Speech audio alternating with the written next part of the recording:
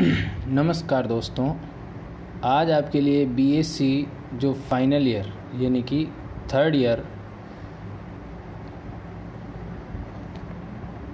उनके लिए फिजिक्स का एक टॉपिक यानी कि पूरी फर्स्ट यूनिट इस वीडियो में मैं कोशिश करूँगा आपको करवाऊँगा। इस बुक्स का नाम है क्वांटम यांत्रिकी एवं स्पेक्ट्रोस्कोपी, इस बुक्स का नाम है। अब इसका पहला टॉपिक है कृष्णिका विकिरण। क्या है भाई? कृष्णिका विकिरण, जिसे ब्लैक बॉडी रेजोनेंस कहते हैं। ब्लैक बॉडी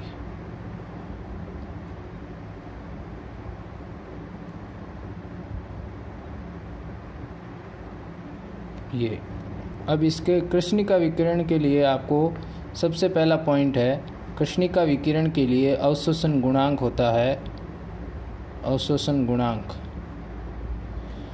का मान 1 होता है।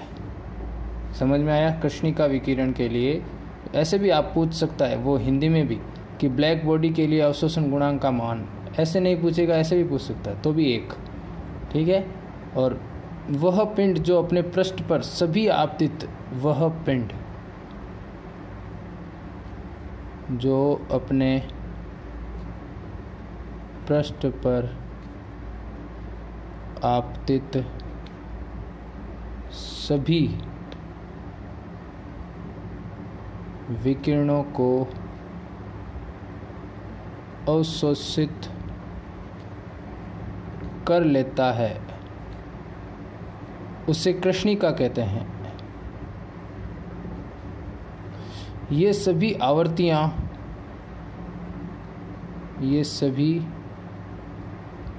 आवर्तियों के विकिरणों को उत्सर्जित करते हैं, उसे कृष्णिका विकिरण कहते हैं। कृष्णिका विकिरण के प्रति इकाई क्षेत्रफल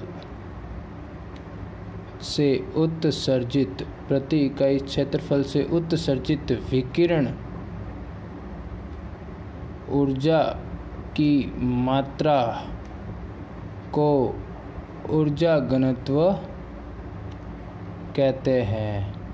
ये हमेशा ताप पर निर्भर करता है। ऊर्जा घनत्व किस पर निर्भर करता है भाई?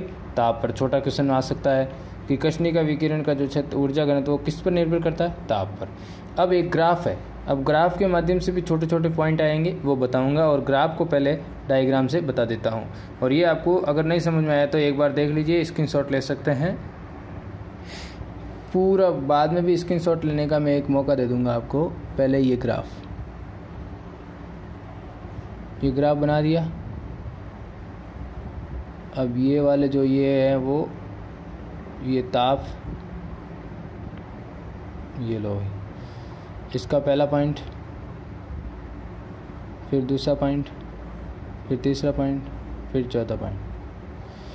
ये हो जाएगा T3, T2, T1 और T0। और ये इधर है जो वेवलेंथ यानी तरंग दैर्ध्य है, यानी कि लैम्डा, अपन इसको लैम्डा कह सकते हैं। और ये E यानी कि ऊर्जा घनत्व, एनर्जी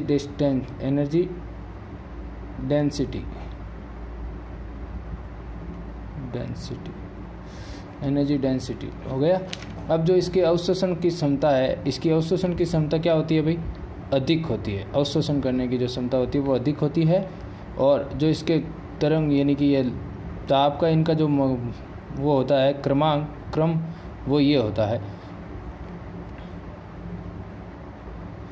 अब इस ग्राफ से आपको मैं मेन जो पॉइंट है वो बता रहा हूँ, आपको वो याद करने हैं।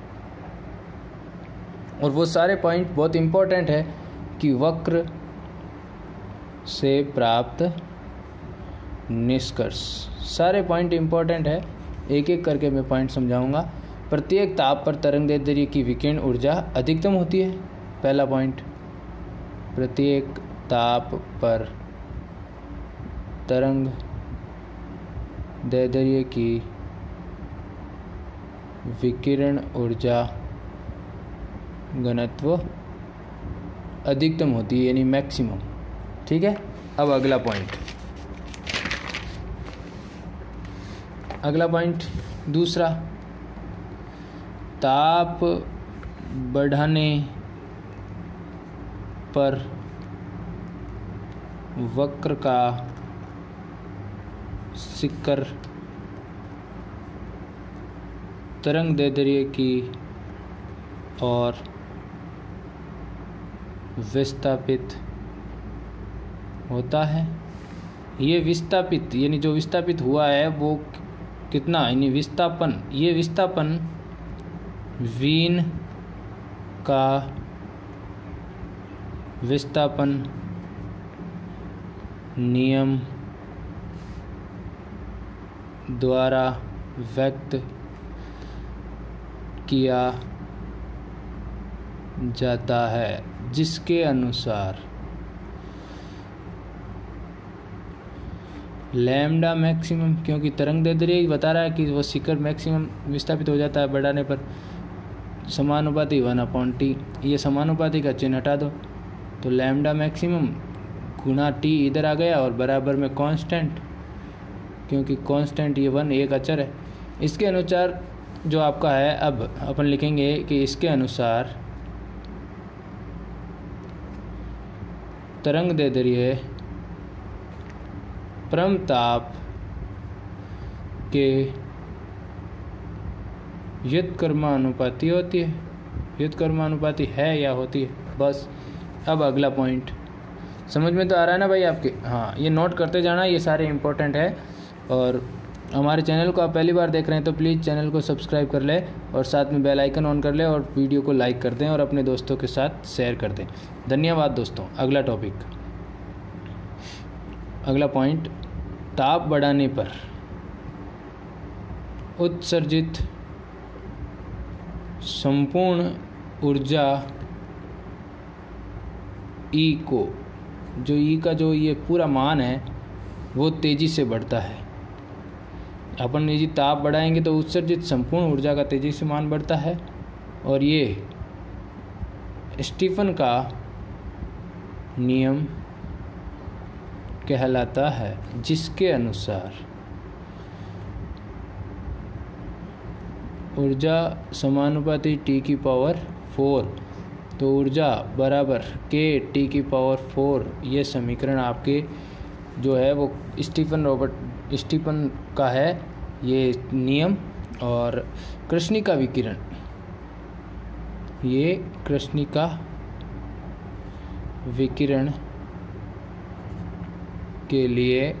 विकिरण के लिए स्टीफन का चतुर्थ घात नियम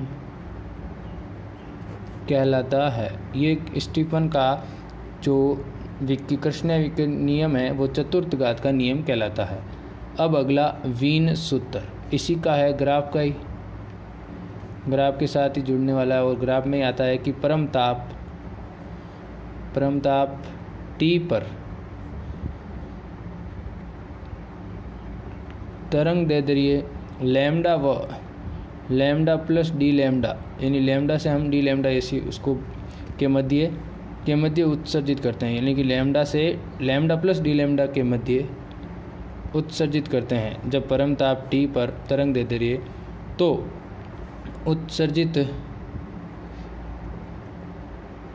उत्सर्जित विकिरण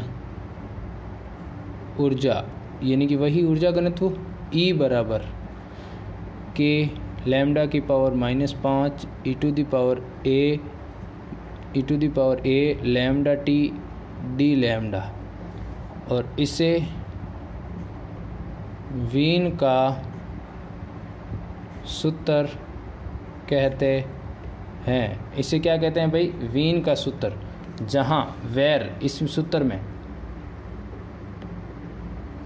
जहाँ k व a स्थिरांक है, यह कम तरंग दैर्ध्य के लिए ही वैध है। समझ में आया आपको?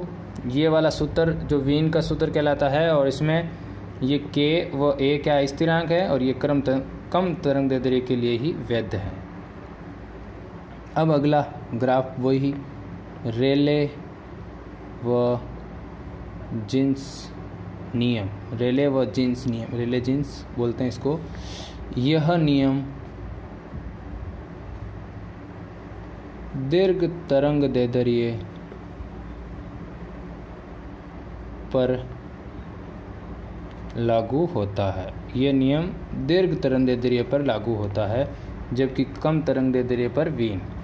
अब ये तो हो गया उस ग्राफ से, और ये टॉपिक समाप्त। आपको ग्राफ के ये पांचों नियम जो आने चाहिए, और कृष्णिका विकिरण के बारे में पूछ सकता है, व्याख्या कीजिए, विवेचना कीजिए, तो आपको वो डायग्राम बनाना है और ये सारा कुछ लिखना है। अब अपना सेकंड टॉपिक उसी का, फर्स्ट यूनिट का ही है, प्लांक विकिरण नियम। समझ में आ रहा है? अब दूसरा स्टार्ट हो गया है, प्लांक विकिरण नियम, जिसमें पहला, इसमें मैं टॉपिक वाइज बताऊंगा, ऐसे मतलब हेडिंग लाइनें वो आपको याद हो जाएगी आसानी से, कि विकिरण ऊर्जा का उत्सर्जन व या तो उत्सर्जन करो या अवशोषण, विकिरण ऊर्जा का उत्सर्जन या अवशोषण ऊर्जा के छोटे छोटे बंडलों के रूप में या फिर पैकेट के रूप में होता है, जिसे हम क्या कहते हैं? फोटोन कहते हैं। जिसे क्या कहते हैं भाई? फोटोन। विकिरण ऊर्जा का अवशोषण या उत्सर्जन होता है वो छोटे छोटे बंडलों के रूप में या एक छोटे से मतलब एक पैकेट के रूप में, उसे हम फोटोन कहते हैं। समझ में आया? प्लांक विकिरण का पहला यह छोटा सा पॉइंट था। दूसरा, प्रत्येक फोटोन की ऊर्जा ई होती है। प्रत्येक फोटोन की ऊर्जा क्या होती है? ई, जो विकिरणों की आवृत्ति पर निर्भर करती है, जो विकिरणों की आवृत्ति पर निर्भर करती है। E बराबर एच न्यू। तो अब यहाँ पे हम जानते हैं न्यू ये क्या होता है? C upon lambda. सीधा सीधा यहाँ पे मान रख दो, H बराबर C अपॉन लैम्डा। और जहाँ पे हमें पता है कि H का मान ये क्या है? प्लांक नियतांक। H प्लांक नियतांक 6.62 इंटू 10 की पावर -34 JS। ये हो गया क्या आपका? इसमें ये ई बराबर HC बटा लैम्डा, और जहाँ H प्लांक नियतांक और इनके भी मान ये C और ये रख सकते हैं कभी ज़रूरत पड़े जब। अब अगला टॉपिक, किसी पिंड द्वारा, इसी का है प्लांक विकिरण का ही, किसी पिंड द्वारा विकिरण ऊर्जा का उत्सर्जन या अवशोषण क्वांटम के पूर्ण गुणज यानी कि h new, 2h new, 3h new, 4h new आदि डॉट के रूप में होता है, तो जो उसकी कुल ऊर्जा हो जाएगी यानी कि E बराबर NH न्यू। समझ में आ गया? अब ये प्लांक क्वांटम परिकल्पना के आधार पर कृष्णिका विकिरण का विकिरण ऊर्जा घनत्व क्या हो जाएगा? D बराबर 8 पाई HC लैम्डा की पावर -5 बटे E माइनस HC बटे K lambda T -1 D lambda. ये सूत्र इसका हो जाएगा प्लांक क्वांटम परिकल्पना के अनुसार ऊर्जा घनत्व। ये सूत्र याद करना है, आ सकता है कभी भी प्रश्न पूछ सकता है। ये हो गया प्लांक का विकिरण नियम। अब अगला टॉपिक इसी का ले रहा हूँ फर्स्ट यूनिट में। वीडियो को पूरा जरूर देखिएगा और हमारे चैनल पे आप पहली बार हैं तो प्लीज़ सब्सक्राइब कर लो और साथ में बेल आइकन ऑन कर लो। पूरी फिजिक्स मैथ्स बीएससी की मैं करवाऊँगा, 11वीं 12वीं की कराऊँगा, 9 10th का भी डाल रखा है वीडियो पूरा लगभग। अब अगला टॉपिक थर्ड पार्ट यानी फर्स्ट यूनिट का, वो है प्रकाश वैद्युत प्रभाव। प्रकाश वैद्युत प्रभाव, फोटो इलेक्ट्रो इफेक्ट। जब ये मैं परिभाषा बोलूँगा थोड़ी बहुत लिख दूँगा, जब किसी धातु की सतह पर एक निश्चित आवर्ती से एक निश्चित आवर्ती यानी कि मान लो आधो किलो, तो विन आवर्तियों अधिक निश्चित आवर्ती से अधिक आवर्ती का प्रकाश, जब किसी धातु की सतह पर निश्चित आवर्ती से अधिक आवर्ती का प्रकाश आपतित किया जाता है तो धातु से इलेक्ट्रॉन उत्सर्जित होते हैं। इसे क्या कहते हैं? प्रकाश विद्युत प्रभाव। अरे भाई अपने ठा है कि कोई मान लो धातु है, इनमें एक निश्चित आवर्ती मान लो आधा किलो शूट करे वो इनमें बहुत जीतो ही झाले है ना, टेक दे 1 किलो 1.5 किलो, तो इनमें ही कहीं है वो एक निश्चित आवर्ती ज़्यादा इनमें प्रकाश आपतित रहे होते हैं, सीधो इलेक्ट्रॉन यानी जोर आए बिना उत्सर्जित रहे और इन प्रभाव ने कहीं क्या है प्रकाश विद्युत प्रभाव। समझ में आएगा कि जब निश्चित धातु की सतह पर एक निश्चित आवर्ती के प्रकाश से ज़्यादा आपतित हो जाता है यानी अधिक आवर्ती का प्रकाश आपतित होता है तो उसे प्रकाश विद्युत प्रभाव कहते हैं। अब इसको मैं अपने इस डायग्राम से बता देता हूँ थोड़ा समझा के। ये मान लेते हैं क्या एक धातु, ये मान लेते हैं ये एक आवर्ती है जो आपतित प्रकाश का फोटो ऊर्जा E बराबर hν, तो ये इसके ऊपर एक आपतित होगी, तब यहाँ पे ये इलेक्ट्रॉन उत्सर्जित होंगे, जो कि ये उत्सर्जित इलेक्ट्रॉन क्या हो जाएंगे आपके E बराबर 1/2 mv²। ये हो गया प्रकाश विद्युत प्रभाव परिभाषा और छोटा क्वेश्चन था जो मैंने आसानी से समझा दी।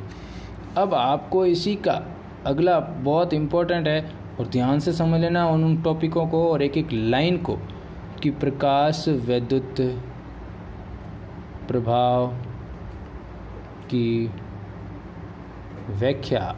प्रकाश विद्युत प्रभाव की व्याख्या, इस प्रभाव को चिरसम्मत के आधार पर नहीं समझाया जा सकता। इस प्रभाव है ना, ये प्रभाव प्रकाश विद्युत प्रभाव को किससे भाई चिरसम्मत के आधार पर नहीं समझाया जा सकता। तो पचे कहीं आगे देखो जन वीडियो पूरो और चैनल ने सब्सक्राइब करो। धन्यवाद। इसके अनुसार यानी कि किसके प्रकाश विद्युत प्रभाव के अनुसार प्रकाश की ऊर्जा इसकी तीव्रता पर निर्भर करती है। यदि उचित आवर्ती वाले प्रकाश की तीव्रता को बढ़ाया जाए तो उत्सर्जित इलेक्ट्रॉन की संख्या बढ़ जाती है। किसी निश्चित आवर्ती यानी कि V के लिए समस्त फोटोन ऊर्जा यानी कि समान रहती है, जो समस्त हैंग फोटोन ऊर्जा कह रहे हैं समान hν के बराबर होती है। अगला पॉइंट इसकी व्याख्या कर रहे हैं कि प्रकाश की एक न्यूनतम आवृत्ति होनी चाहिए जिसे दहली आवृत्ति कहते हैं। मतलब प्रकाश की एक अपनी क्या वहाँ कम नहीं रेस कितनी है भाई, क्या भाई 10 स्पीड तो हाल ही मतलब वो है। तो प्रकाश की एक न्यूनतम आवृत्ति होनी चाहिए कम से कम, जिसे हम क्या कहते हैं भाई दहली आवर्ती कहते हैं। नंबर अगला कि उत्सर्जित इलेक्ट्रॉन की गतिज ऊर्जा, जो उत्सर्जित है उत्सर्जित इलेक्ट्रॉन की गतिज ऊर्जा विकिरण की तीव्रता पर निर्भर नहीं करती है। उत्सर्जित इलेक्ट्रॉन की गतिज ऊर्जा विकिरण की तीव्रता पर निर्भर नहीं करती है, जबकि किस पर निर्भर करती है? आवर्ती पर। अब देखिए उसका भी ग्राफ, ये छोटा सा डायग्राम, ये क्या है? V दहली आवर्ती, ये क्या है? 1/2 उत्सर्जित वो इलेक्ट्रॉन की गतिज ऊर्जा, जो यहाँ पे ये ऐसे तो यहाँ पे ये इलेक्ट्रॉन, ये इधर फोटो इलेक्ट्रॉन की गतिज ऊर्जा व आवर्ती के मध्य उपयुक्त ग्राफ क्या है भाई? फोटो इलेक्ट्रॉन की गतिज ऊर्जा व आवर्ती के साथ ग्राफ, ये वाला। अब इसी का अगला पॉइंट, प्रकाश विद्युत प्रभाव की व्याख्या, यानी कि धातु की सतह से उत्सर्जित इलेक्ट्रॉन की संख्या आपतित प्रकाश की तीव्रता पर निर्भर करती है। जो धातु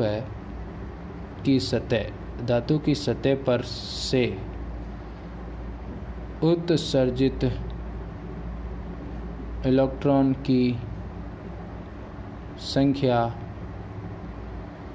आपतित प्रकाश की तीव्रता पर निर्भर करती है। अब अगला, ये तो हो गया इसका प्रकाश विद्युत प्रभाव की व्याख्या। अब ले रहे हैं हम कि आइंस्टीन का सिद्धांत या आइंस्टीन की जो प्रकाश विद्युत समीकरण है वो भी हम निकालेंगे इसको, और इसमें लिखेंगे। पहले हम लिख रहे हैं कि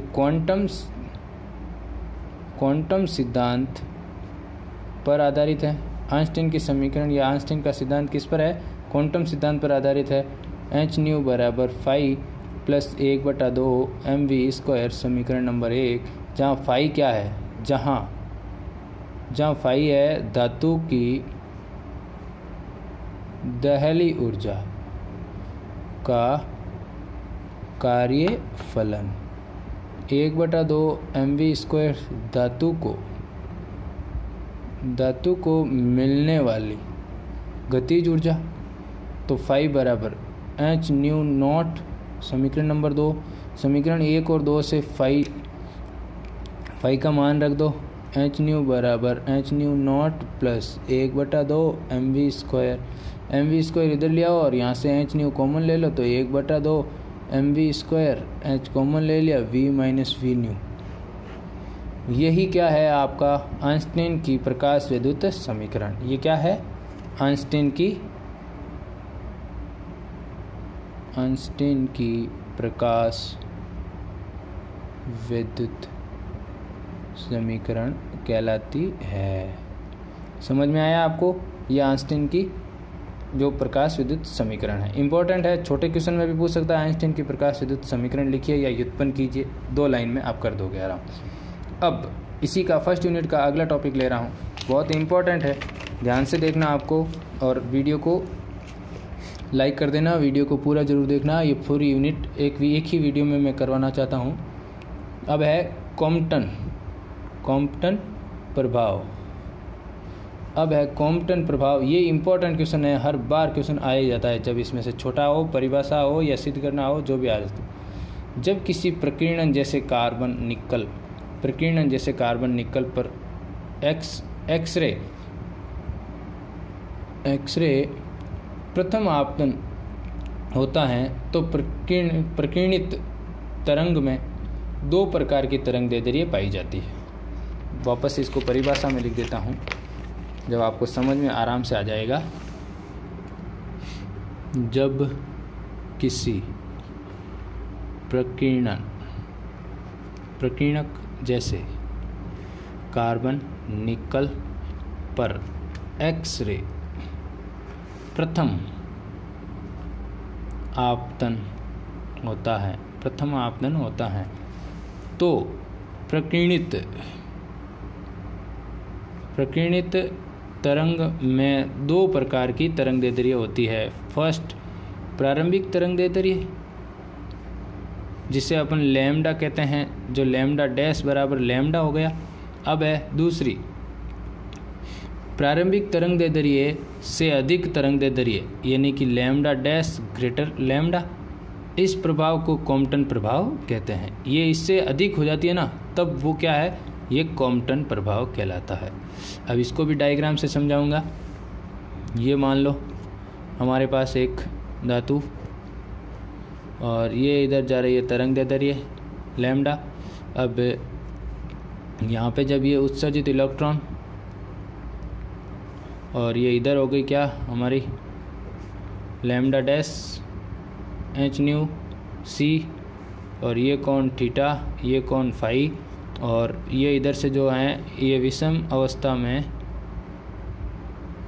अवस्था में इलेक्ट्रॉन, और ये आपतित एक्स किरण, और ये इधर अलग। अब ये क्या हो जाएगी, आपतित, यह आपतित हो गई, ये अपवर्तित एक्स किरण, ये उत्सर्जित इलेक्ट्रॉन। तो ये हो गया हमारा इसका डायग्राम। अब है क्वांटम यांत्रिकी के अनुसार प्रकाश तरंग में फोटोन उपस्थित होते हैं। क्वांटम यांत्रिकी के अनुसार प्रकाश तरंग में फोटोन उपस्थित होते हैं। जब कोई फोटोन उसकी ऊर्जा E बराबर एच न्यू प्रकीर्णन में उपस्थित इलेक्ट्रॉन से प्रत्यास्थ टक्कर करता है तो अपनी कुछ ऊर्जा का स्थानांतरण इलेक्ट्रॉन को कर देता है, जिससे फोटोन की ऊर्जा E घट जाती है तथा एच न्यू हो और ये कोण फाई में प्रकीर्णन हो जाता है। इलेक्ट्रॉन जो विराम अवस्था में था वो ऊर्जा ग्रहण करने के बाद थीटा कोण से प्रत्यास्थित यानी कि विस्थापित हो जाता है। ये प्रक्रिया प्रत्यास्थ टक्कर कहलाती है। अतः अपन क्या लिखेंगे, ऊर्जा व संवेग दोनों संरक्षित रहते हैं। तो ऊर्जा संरक्षण नियम से एच न्यू बराबर एम नॉट सी स्क्वायर बराबर H nu dash plus m c square, समीकरण नंबर 1। अब अपन ले रहे हैं एक्स अक्ष के अनुदिश संवेग। एक्स अक्ष के अनुदिश संवेग क्या हो जाएगा भाई हमारा, H nu plus C, H nu बटा सी प्लस 0 बराबर एच न्यू डैश बटा C cos phi plus M V cos theta, समीकरण नंबर 2। अब अपन देखते हैं इधर अपन H M V cos theta इधर और एच न्यू इधर ले आए तो एच न्यू बटा सी माइनस एच न्यू डैश बटा सी कोस फाई। यहाँ से अपन क्या कर रहे हैं, एच अपॉन सी कॉमन ले ले तो v minus v dash cos phi, समीकरण नंबर 3।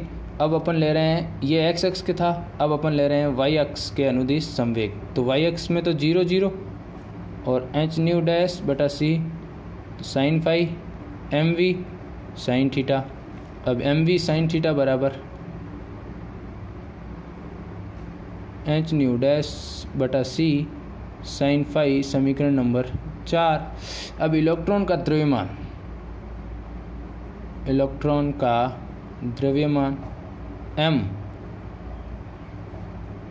विराम अवस्था का द्रव्यमान m नॉट के साथ संबंध m बराबर m नॉट बटा 1/1 minus v square upon c square. ये भी एक संबंध है जो स्थापित करूँगा पूरा, और ये पूरी डेरिवेशन है, बहुत इंपॉर्टेंट डेरिवेशन है ये भी, यानी कि इसका जो द्रव्यमान है और इस द्रव्यमान में संबंध। अब अपन देखते हैं कि इक्वेशन 3 4 और 5 से, इक्वेशन 3, 4 और 5 से लैम्डा डैश माइनस लैम्डा बराबर डेल लैम्डा और h upon m naught c 1 minus cos phi, ये तरंग दैर्ध्य में, ये तरंग दैर्ध्य में कॉम्पटन विस्थापन सूत्र है, इम्पोर्टेंट सूत्र है और ये आपको याद रखना है। अब फर्स्ट के लिए, यदि थीटा बराबर 0 तब कोस थीटा 1 और डेल लैम्डा 0, तो अब यहाँ पे कॉम्पटन नहीं होगा। नंबर दूसरा, थीटा बराबर 90 तो कोस 1 होगा और कोस 90 यानी 0, तो 0 होते ही डेल लैम्डा क्या हो जाएगा, एच अपॉन एम नॉट सी बराबर 1 माइनस 0 यानी कि 6.6 इंटू 10 की पावर माइनस 34 बटे 9.1 इंटू 10 की पावर माइनस 31 इंटू प्रकाश जो एम सी, ये सी वाला उसका मान ये। अब इसको आप सॉल्व करोगे तो 0.0242 एंगस्ट्रॉम ये इसका मान आएगा जब थीटा बराबर 90। यदि थीटा बराबर 180 हो, तीसरा केस, यदि आपने थीटा बराबर क्या हो 180, तो कोस 180 क्या हो जाएगा -1, तो del lambda h upon m c naught 1+1 यानी कि 2 अपॉन एम सी नॉट, जो यहाँ पे मान आया था उसी को अपन क्या करेंगे, डबल कर देंगे सीधा सीधा, तो 0.0484 एंगस्ट्रॉम। समझ में आया आपको? वो ऊपर तो आया था ना, वही तो एम सी नॉट आया था, उसी को मैंने डबल करके लिख दिया सीधा। तब थीटा बराबर 180 में कॉम्पटन विस्थापन मैक्सिमम होगा, यही तो होगा सबसे ज़्यादा। कॉम्पटन प्रभाव यानी हाइगेनबर्ग अनिश्चितता के सिद्धांत के परिणामों का जो इसके जो हाइगेनबर्ग के अनिश्चितता का सिद्धांत जिसके आपके सारे परिणाम हैं उनको सत्यापित करता है। कौन सा नियम? कॉम्पटन प्रभाव। समझ में आ गया आपको? अब ये टॉपिक हो गया। अब अगला टॉपिक ले रहा हूँ 4 नंबर कि डी ब्रोगली समीकरण स्थापित कीजिए या डी ब्रोगली समीकरण को व्युत्पन्न कीजिए। प्रकाश की दैत्य प्रकृति होती है। इस बात के सिद्ध होने के बाद लुईस ने, प्रकाश की दैत्य प्रकृति होती है, इस बात का सिद्ध हो गया। उसके बाद जो लुईस एक वैज्ञानिक था, उसने लुईस डी ब्रोगली ने 1923 में तरंगदैर्ध्य सिद्धांत को गतिशील कण के लिए निम्न प्रकार प्रस्तुत किया। जो अब डी ब्रोगली सिद्धांत है उसके अनुसार अब ये जो हमारी जो बातें हैं वो उस बता रहा हूँ कि कोई भी गतिशील सूक्ष्म कण तरंगदैर्ध्य एवं कणीय गुण रखता है, कणीय गुण को रखता है। इस सिद्धांत को दैत्य सिद्धांत भी कहते हैं। इस दो मतलब रख दिया ना, एक ये और एक ये, तो वो इसको क्या कहते हैं? इसी सिद्धांत को दैत्य सिद्धांत कहते हैं। डी ब्रोगली ने 2 सिद्धांतों को प्रतिपादित किया। डी ब्रोगली ने 2 सिद्धांतों को प्रतिपादित किया। जो पहला है आइंस्टीन यानी E बराबर mc² समीकरण नंबर 1। दूसरा प्लांक E बराबर h न्यू की जगह अपन रखेंगे c अपॉन लैम्डा, वही क्योंकि ये होता है c अपॉन लैम्डा, तो सीधा सीधा मान हमने ये रख दिया यहाँ पे। अब समीकरण 1 और 2 से क्या आ जाएगा? दोनों ये ऊर्जा ही है, तो h न्यू अपॉन लैम्डा, अरे यार mc² बराबर hc अपॉन लैम्डा, तो mc बराबर क्या हो जाएगा? एक c इधर से इधर कट गया तो h अपॉन लैम्डा। अब अपन सीधा लैम्डा बराबर लिख देते हैं h अपॉन mc। ये लैम्डा बराबर आ गया, एक सी तो एक सी कट गया, लैम्डा बराबर h/mc। इस समीकरण को तरंग समीकरण या डी ब्रोगली समीकरण के रूप में जाना जाता है, लैम्डा बराबर h/mv। और अब अपन ये mv बराबर p होता है जो कि mc है, ये तीनों बराबर है तो हम इसकी जगह ये रख दें तो p रख दें, तो लैम्डा समानुपाती, पहले इसको लैम्डा बराबर h/p रख दिया। अब इसको अपन समानुपाती के रूप में लिख सकते हैं, तो लैम्डा समानुपाती 1/p। तो इससे क्या निष्कर्ष निकलता है, अर्थात गतिशील कण की तरंग दैर्ध्य यानी लैम्डा, उसके ये संवेग है p, उसके संवेग के व्युत्क्रमानुपाती होती है। इस सिद्धांत को तरंग सिद्धांत कहते हैं। गतिशील कण के साथ ही संबंधित तरंगों को द्रव्य तरंगे भी कहते हैं। इस सिद्धांत को द्रव्य तरंग सिद्धांत भी कहते हैं। अब डी ब्रोगली की जो उपयोगिता है इस सिद्धांत की वो अलग से बता दूंगा, क्योंकि थोड़ा उसमें एक डेरिवेशन टॉपिक है।